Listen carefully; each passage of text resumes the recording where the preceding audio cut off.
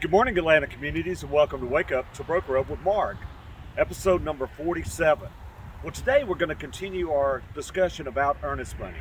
And if earnest money matters to the parties involved in the transaction, it needs to matter to you equally as much. One of the ways you can do that if you're representing the seller is to make sure that the earnest money is paid and to make sure that it's paid timely. And to do that, you need to have more control over how the earnest money is delivered to the holder, to make sure that it's being done timely and to make sure everybody knows that it's been paid. Because when it goes bad, you need to make sure that the earnest money is actually there. Earnest money serves as a promise, as a covenant to the purchase and sale agreement that says from the buyer, Mr. Seller, I will perform under the terms and conditions of the purchase and sale agreement.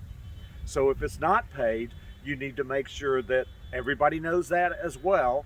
And same thing if it is paid, so that you know that it's been paid. If you're representing the buyer, you need to make sure that the buyer actually pays the earnest money, especially if the earnest money is being held by another holder other than Atlanta Communities.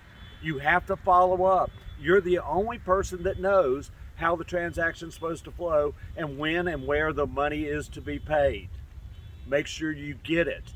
If a transaction crashes and burns and you're representing the buyer, make sure that the earnest money can be transferred to the new transaction before you include it as part of the new transaction. So for instance, if the buyer has X amount of earnest money on the first transaction and it hasn't been signed off on the T&R, it's not available to be transferred to the second transaction.